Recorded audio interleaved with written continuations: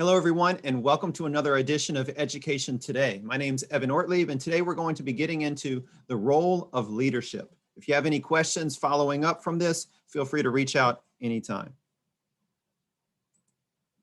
First, some underlying focus questions that will guide our particular discussion today include the following. Why should we study leadership? If maybe some people know how to be leaders, why do we need to research it a little bit further? Second, what's the relationship between leadership and team success? Because we know that supposedly there's no I in the word team. Third, what are the traits of effective leadership? And finally, what's the difference between being a manager and being a leader? We're going to dive into that today. But first, let's go ahead and get into a working definition of just what constitutes leadership.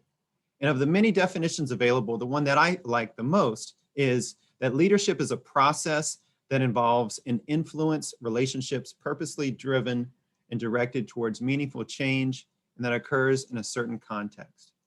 These contexts really revolve around a number of different things. So first, as you see in the overlapping circles on the right-hand side, leadership is a change process. Effective leaders constantly try to foster change through focused interaction and problem solving. They mobilize their people. They provide the appropriate direction and scaffold, and they try to remove unnecessary obstacles or red tape as part of that process. A leader is most effective when he or she figures out how to achieve what needs to be done. Secondly, leadership is a social process. Leadership involves relationship building. Leaders have to communicate with a variety of stakeholders, both internal and external. And since leadership is an influence relationship, both followers and leaders can be leading as part of that process at certain times and in certain ways. Ideally, leadership is not a coercive process.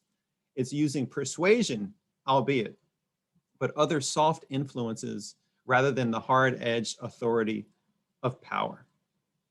Leadership in this context turns followers into collaborators. And then thirdly, leadership is purposeful. It intends to be part of a meaningful change approach within a particular context or environment. Leaders direct the collection and use of data to identify goals and assess and promote organizational learning. The desired changes are deliberately identified, and ideally, the resulting change is a substantive and transforming one, and the results are continuous and sustainable as part of an overall mission. As the quote at the bottom of the page says, leadership components produce a dynamic greater than the sum of its parts. So why should we study leadership? Quite frankly, it's oftentimes in short supply and rarely studied. Excellence, as we know, doesn't happen by accident. And so we have to study that which we want to be able to practice effectively. Secondly, high expectations are held by so many, but there are a limited number of blueprints available to be able to foster those and the success to reach those expectations. In some ways, effective leadership is like clockwork. It doesn't draw attention to itself, and most of the time, it goes without being noticed. Contrarily, ineffective leadership is obvious and almost tangible. It's like a car accident waiting for somebody to clean it up. And there's two ways to do this. Failing to act during rapidly changing conditions can lead to one's organization being extinct, and contrarily, quick decisions can be equally catastrophic. And so one really has to think about many problems that don't always have an easy fix. We expect our leaders to solve those. In leadership, it has to do with, as we said before, mobilizing others towards a common purpose. And as Michael Fullan says at the bottom of the page, the more complex and interdisciplinary society gets, the more sophisticated leadership must become.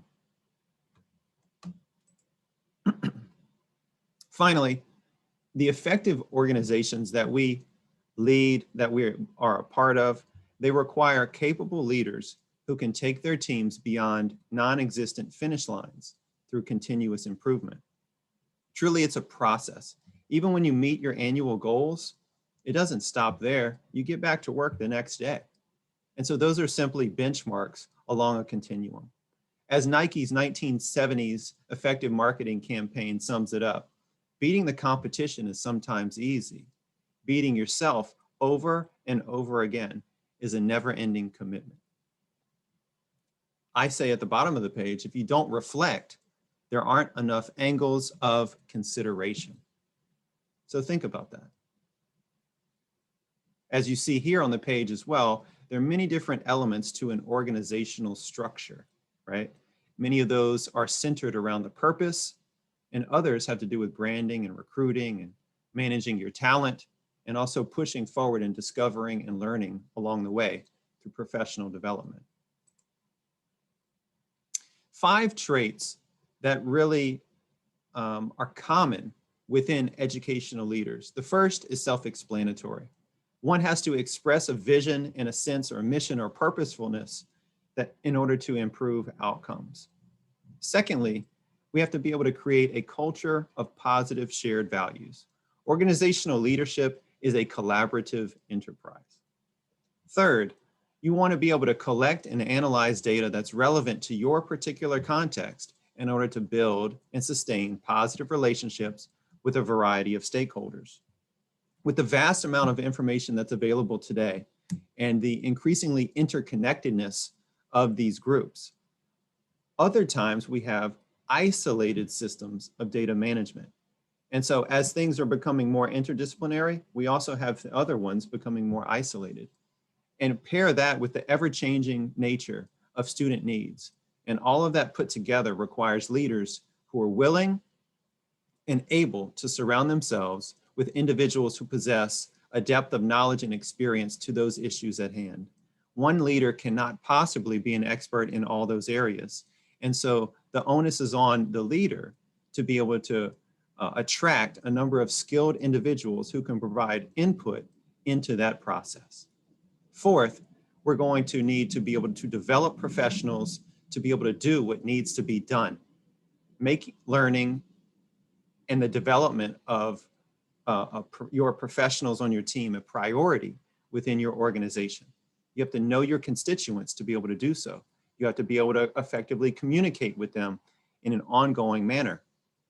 And you need to be able to have open and frank dialogue around individual and collective needs for professional development.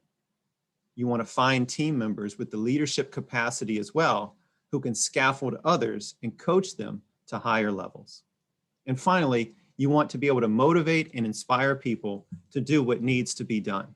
Success breeds success, which means that you have to get the ball rolling in the right direction in the beginning. And it means sometimes you have to muscle over some small victories, maybe work late hours, or call backup amongst team members you can really rely upon to get that process started.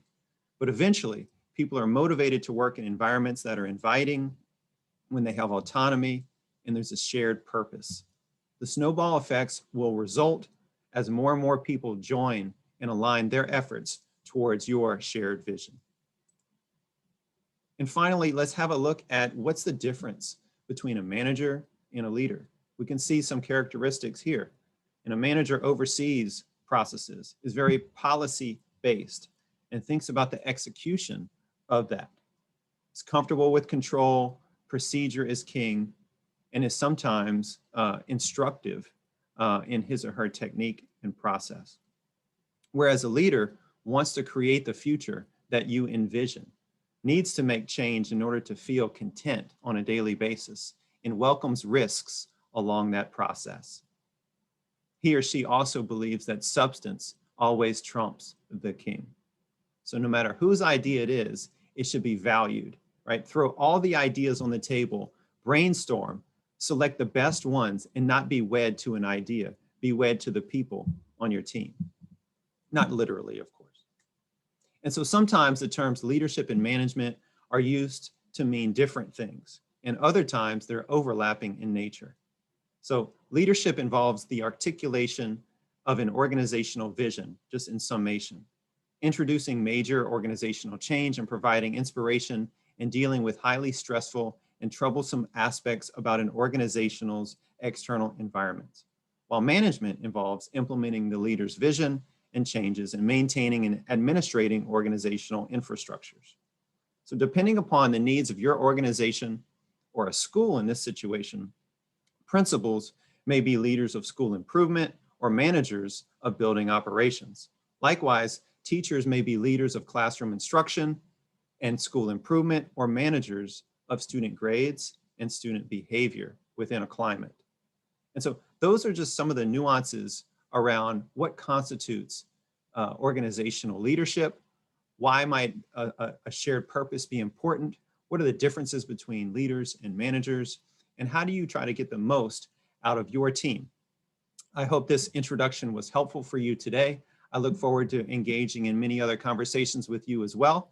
And if you like this video, please like it on YouTube. Please subscribe to the channel so you can be notified of all of the following videos that are going to be coming for the rest of this term.